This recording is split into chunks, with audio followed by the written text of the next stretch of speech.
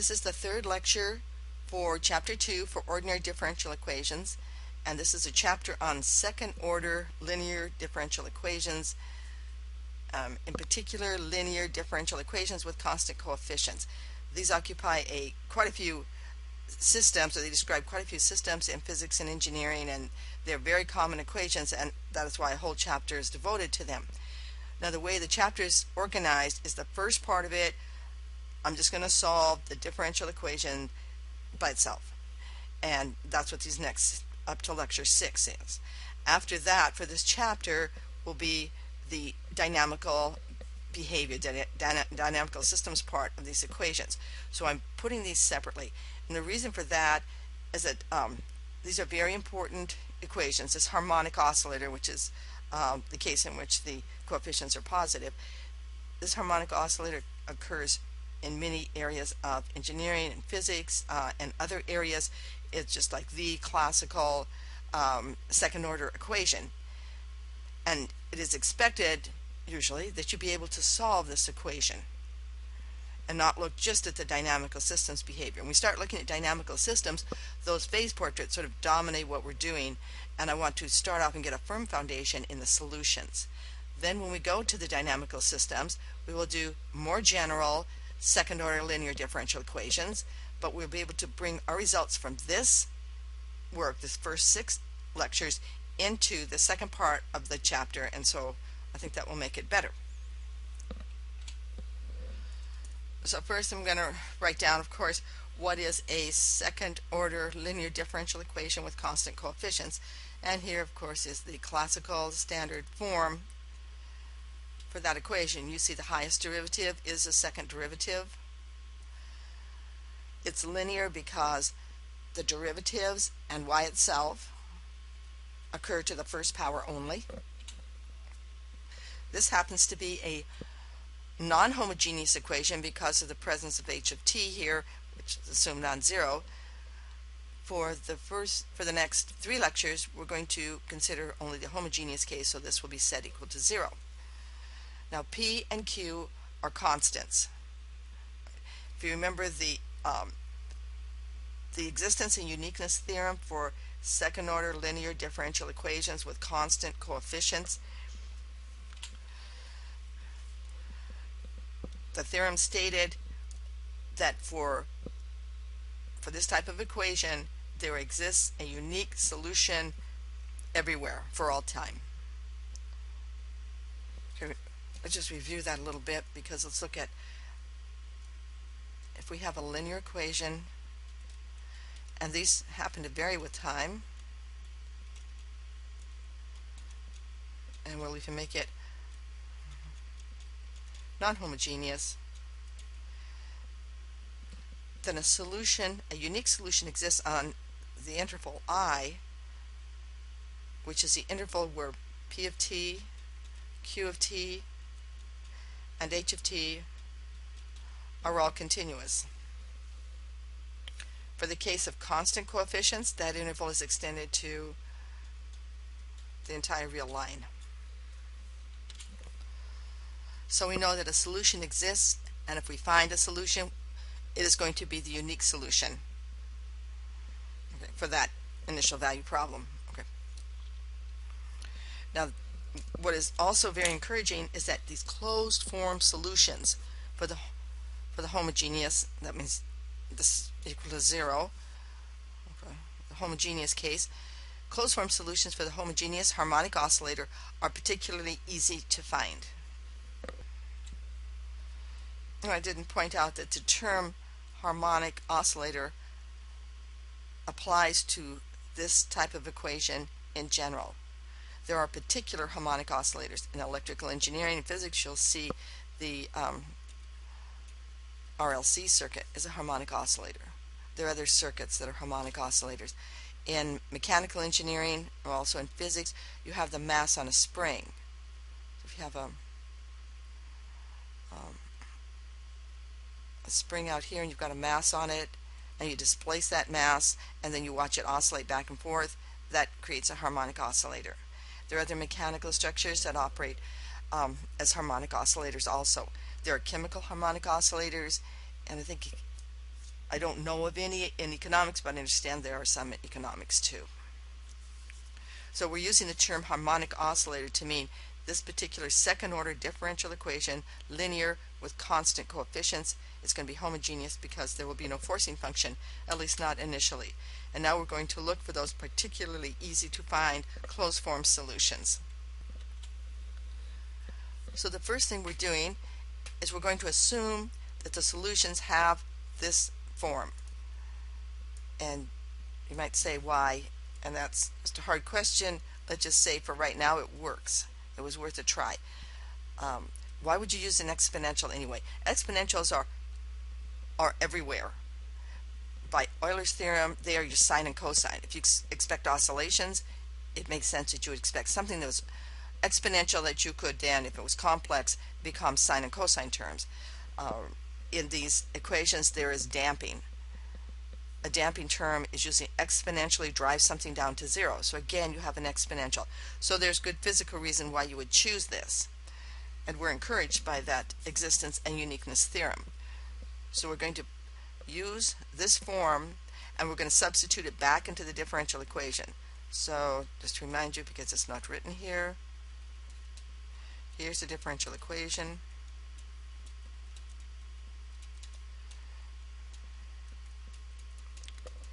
Okay, so I'm going to take this y, substitute it into this differential equation, and here's, so I did that here, but it's kind of hard to see unless you have the differential equation in your mind, and take the derivative. Two derivatives of e to the lambda t gives me lambda squared e to the lambda t. The next term will be p times lambda, again e to the lambda t, q e to the lambda t. Obviously I can factor out the e to the lambda t, and I have lambda squared plus p lambda plus q equal to 0. Now this exponential is never 0. So the only term here that's going to be 0 is the one in parentheses, and that has a name now. It's called a characteristic polynomial.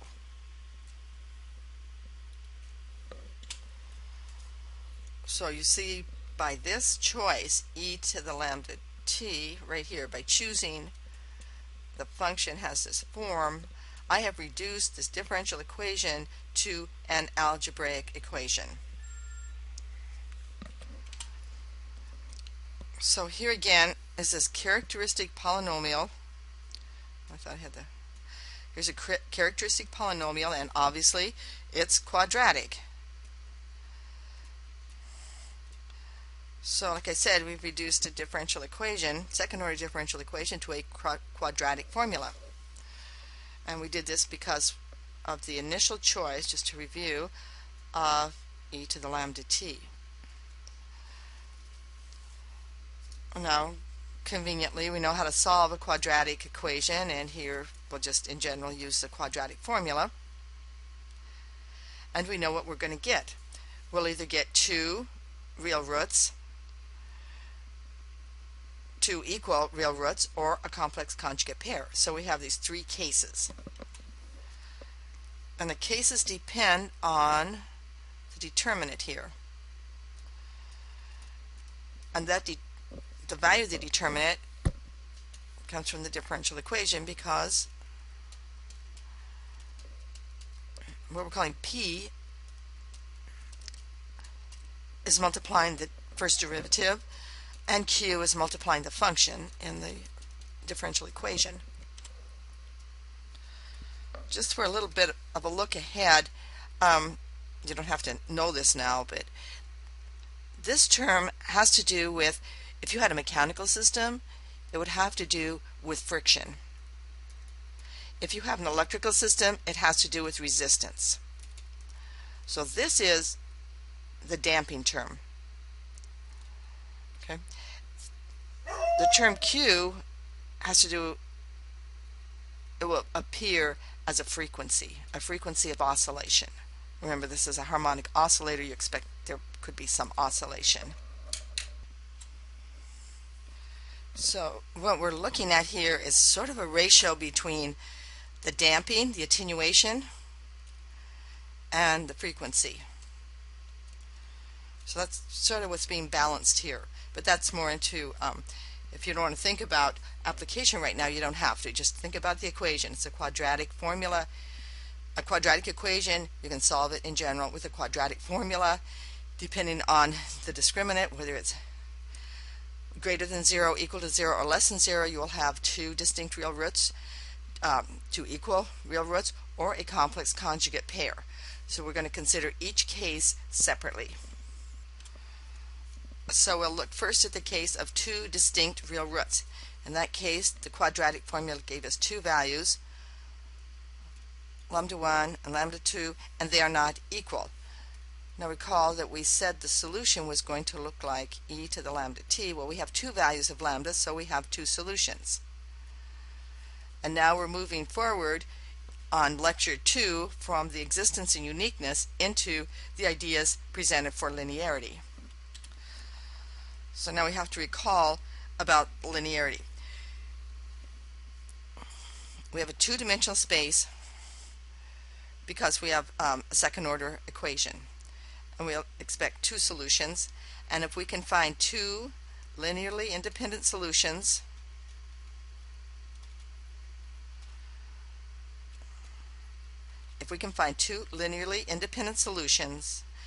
they can form a basis for the space, the solution space, and we can write all of our solutions in terms of those equations as linear combinations of these two linearly independent solutions. We'll say that y1 and y2 are linearly independent, and then we can make combinations of them, and that will give us all the solutions for the differential equation. C1 and C2 are chosen or can be evaluated in terms of the initial condition, and that will be the subject of the next lecture. So right now we have two solutions, and the question is, are they linearly independent? If they are linearly independent, then the Wronskian will be not identically 0. Okay, so I'm going to put these equations into the Wronskian. Let's review what the Wronskian is. So the Wronskian is the determinant of a matrix composed of the function and its derivatives, the functions and the derivatives. And that's what I meant up here by the prime. I meant the derivative with respect to time, which is a little non-standard. So I plug these functions in, take their derivatives, take the determinant, and this is what I get. Now, first of all, we have two distinct roots, so the two lambdas are not equal to each other, so this is non-zero. Then you have an exponential. Exponentials are never 0, so this is not 0. The Wronskian is not 0, actually for all time. All you have to worry about it being identically 0, not necessarily non-zero for all time, but in this case there's no problem. It's non-zero for all time. Therefore, y1 and y2 are linearly independent. They form a basis for the solution space. All solutions can be written in terms of them. And that's summarized here. Here's the differential equation. So we're talking about a differential equation with constant coefficients, and for the case where p squared is greater than 4q. The result is two distinct real roots, lambda 1 and lambda 2, and here are two linearly independent solutions. All solutions can be written as a linear combination of them. In fact, we even know what lambda 1 and lambda 2 are. It's minus p over 2 plus or minus the square root of p squared over 2 minus q. Well, assuming q is non-zero, for the present time, it's usually non-zero, this is always negative, right? Okay, if q is 0, then, well, you've got a 0, and then you would have minus p. But if q is not 0, you don't have that 0 root, and you'll have two negative. Lambda will be negative both times, lambda 1 and lambda 2. So both of these are decaying exponentials. And that will come up later. So now we'll look at the case of two equal real roots. So now we're going to have two equal real roots. In that case, that discriminant or determinant there, sorry, was p squared equals to 4q. So this is 0, right? And all I get is that the root is equal to minus p over 2. So I have only one solution, but I need two. And now we're going to get another solution, but we're going to use Abel's theorem to do it. And we'll have to recall Abel's theorem.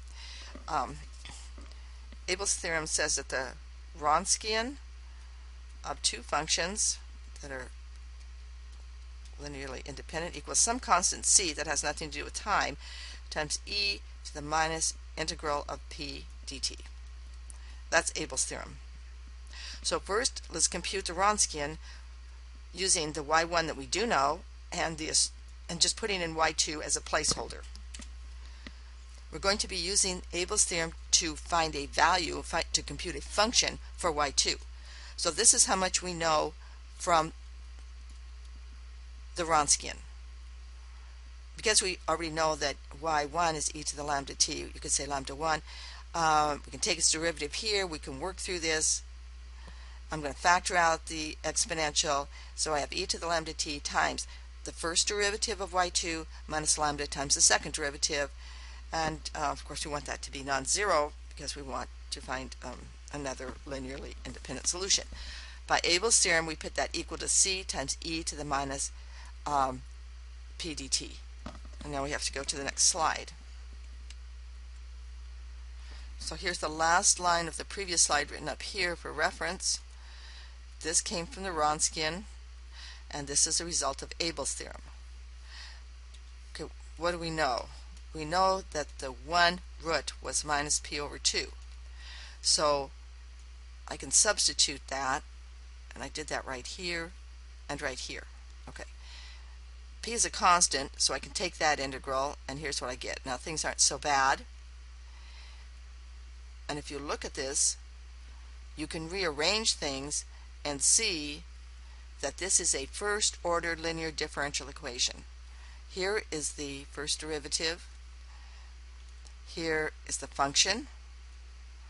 Here is what you might call a forcing function. And here is the coefficient. So if you multiply both sides by e to the p over 2, this one will go away and this will turn into minus p over 2. Okay, so now we have this arrangement. We're going to solve it using an integrating factor, and remember this kind of looked like an integrating factor, and that will simplify things. Okay, so the integrating factor is going to be e to the minus, well, I've integrated p over 2t, so I get I'm sorry, got that wrong. It's going to be e to the integral of p of t dt, but p of t happens to be, it's kind of a bad,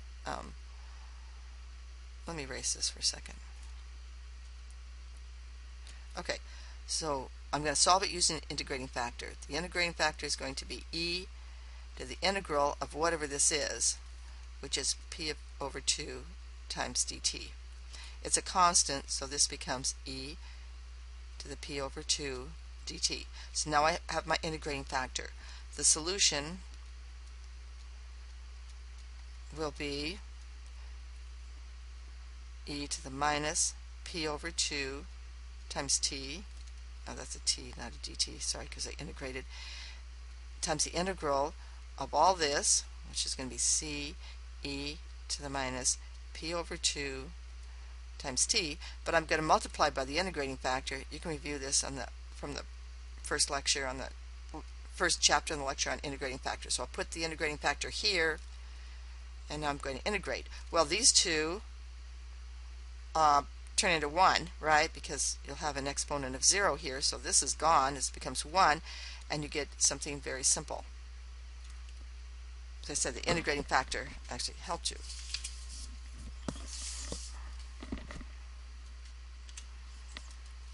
This is easy to integrate. The exponent stays the same, and you get ct plus some constant of integration c1. I can set c1 to anything, and I'm looking for the simplest form of y2. When we look for these bases for a space, we want to find the simplest form of it. remember when you want to find the basis for the coordinate space, what do you choose? I is 1, 0 and j is 0, 1. It's the simplest form. There could be more complicated ones, but you always want the simplest one. So to get things simple, I'm going to set that equal to 0. I'm going to set this equal to 1. You know, ones and zeros make things easy. And what do I get? I end up with the t times this. What is that? That is y2 equals t times e to the one solution that I had. So the first solution was e to the lambda 1t because I only had one root. The second one is the same thing multiplied by t. This is reminiscent of what? The method of undetermined coefficients. Remember seeing multiplying by t when you wanted another solution? Okay, it's not the same. It's not the same, but I'm just kind of saying reminiscent of it.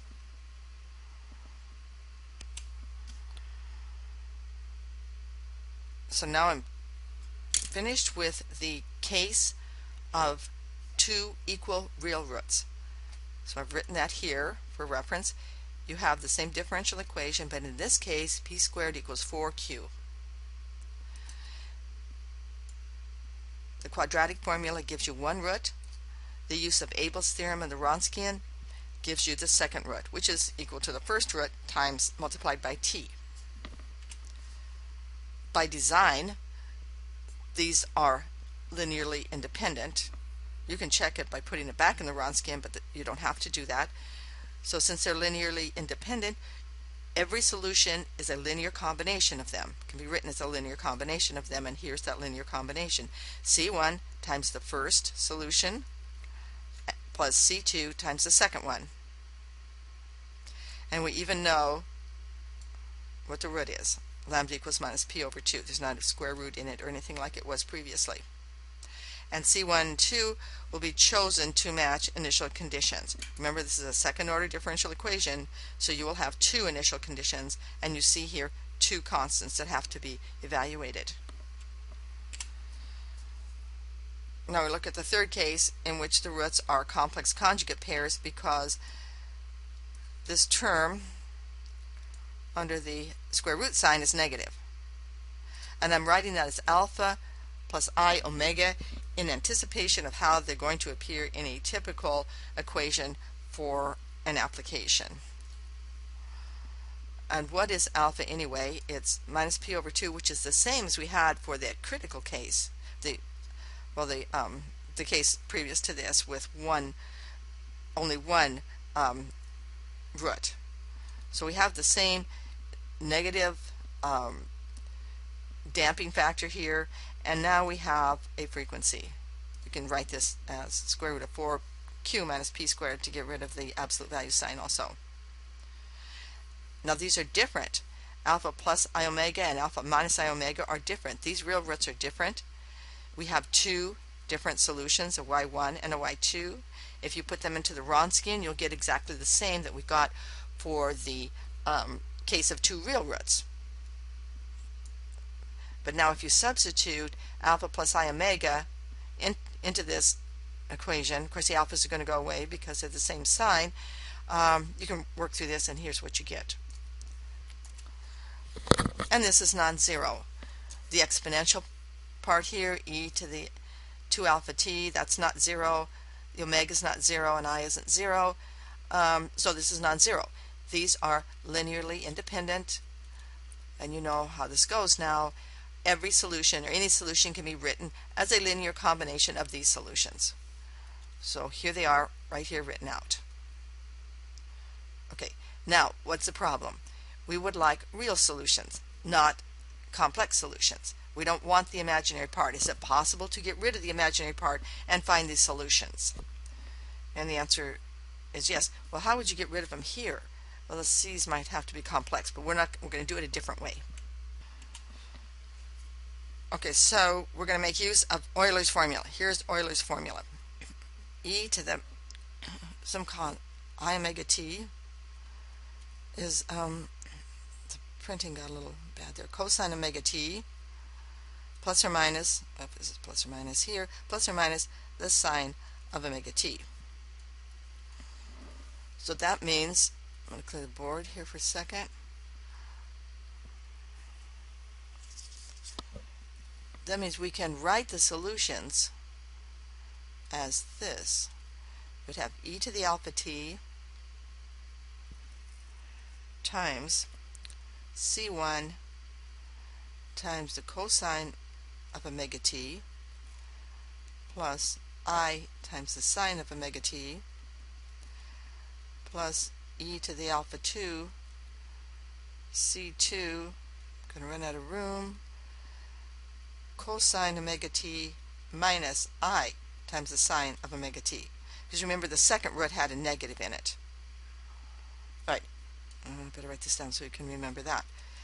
It's going to be y1 is e to the alpha plus omega t, I omega t, and the second one is e to the alpha minus I omega t. Okay, so I'm going to use Euler's formula here, which you studied in Calculus 2, and I'm going to expand out the solutions. Instead of writing them in terms of exponentials, I've now written them in terms of sine and cosine. Out of this, I'm going to select two specific solutions with two different values of C1 and C2. If I let C1 and C2 both equal 1/2, then y of t will look like this. The sine terms are going to go away, and all I end up with is u of t equals e to the alpha t cosine omega t.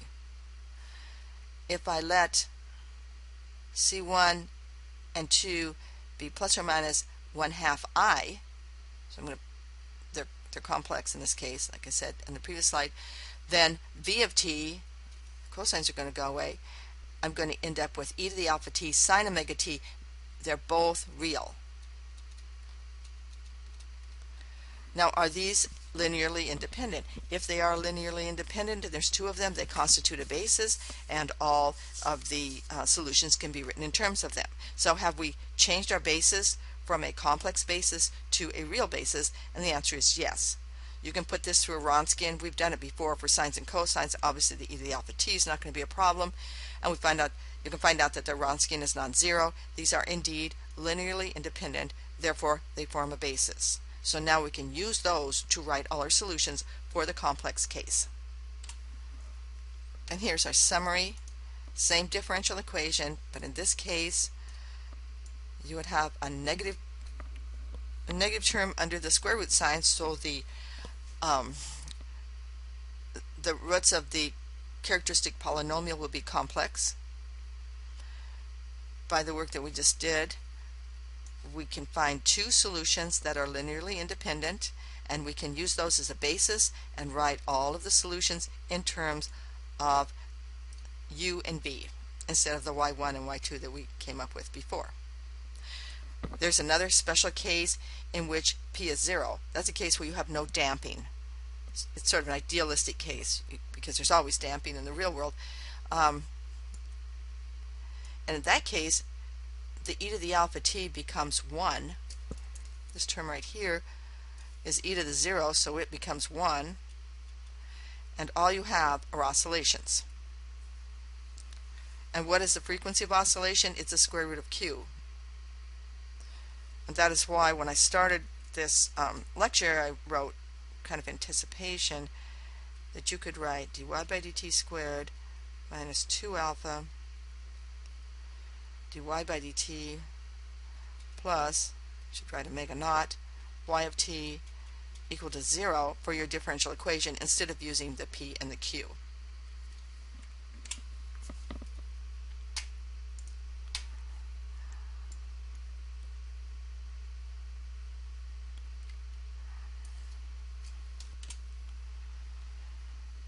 So this has been a rather long lecture, but it's been very easy because all it is algebra. In fact, some very easy algebra. And we have the solution for that harmonic oscillator that is ubiquitous. You're going to see it everywhere. And we have created essentially a template because we did everything in variables.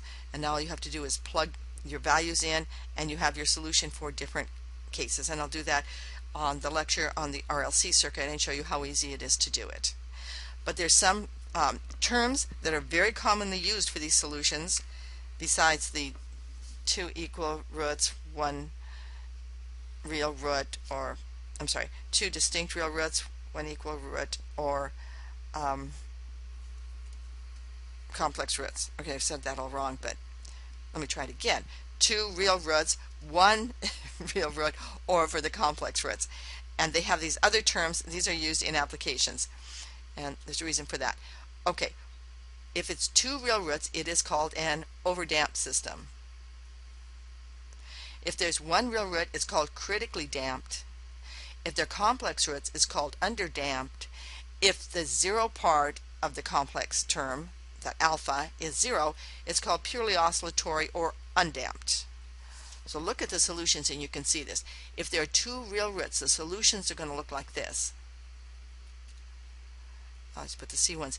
E to the lambda 1t, and the lambda is negative, plus C2 e to the lambda 2t. Again, this is negative. This is decaying. What's it going to look like? It's going to start at some initial value and it's going to be coasting down to 0, or if you start below 0, you'd be coasting up towards it, but let's just leave it like that. Okay? It's damped. It's just damping out. If you have a system with too much friction, it doesn't really oscillate. It just kind of damps out back to towards the equilibrium solution. That's why it's called overdamped. Now let's look at the underdamped. You have a complex root, and the functions were like this: e to the alpha t. Now let's write this: C1 cosine omega t plus C2 sine omega t. This is your typical damped sinusoidal function that's very common, and you can graph it like this. You can put the e to the alpha t here, like a little envelope, and then let's say that C1 is 0 just for discussion. Let me change color. Okay, so you'd start like at 1, and then you would be oscillating inside that envelope and decaying towards 0. This is your damped sinusoidal. Right. This case is called underdamped. This is overdamped because you don't see any oscillations. This is underdamped because you still see some ringing or some oscillation. If it's completely undamped, then there's no term here. All you have are just a cosine wave or a sine wave or a combination. So there's only oscillations. Critically damped lies at the boundary between these two cases. In the critically damped case, you'll see more damping than you do oscillation. So for critically damped case, you might start off here and maybe it starts to look like it might oscillate. It might go underneath and then come up and just kind of smoosh out to asymptotically towards 0. So you might see a little bit of what looks like a start of an oscillation. There are no distinct oscillations here. There's no sine or cosine in this term. So these are terms to learn: overdamped, critically damped, underdamped, or purely oscillatory or undamped case. And they match up directly with the roots from the characteristic polynomial.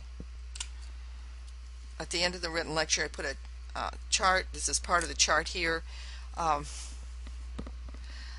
can see essentially the problem's done. Here's your equation. It's a second order linear differential equation. Both of these are greater than 0 for the case of the harmonic oscillator. It's homogeneous. It's equal to 0. Right now we're not solving the initial value problem. That will be in the next lecture. And all we have to look at is a relationship here between the p squared and the 4q. P squared being the p being sort of the damping term, the friction term, or the resistance term, and q having to do with the oscillation of the circuit. And how those are related determines the number of roots we get. I wrote them here as alpha instead of lambda for the whole thing, so it's kind of consistent. The overdamped case, two exponentials. Critically damped case, we have only one root. Appears here as the first solution. The second solution is the same, multiplied by t. For the complex conjugate case, we found a real basis. We have the decaying exponential out here. Okay, so it's e to the minus p over 2, and remember p was positive up here. And then we have a combination, linear combination of sine and cosine waves. The undamped or oscillatory case e to the alpha t is 1. So that's the solution. In the next lecture, I'll show you how to find the values for the coefficients C1 and C2 in terms of the initial condition, so that we then, by the end of the second lecture on this subject, we'll have solved the initial value problem. Right now we solved the differential equation. We didn't really solve the initial value problem.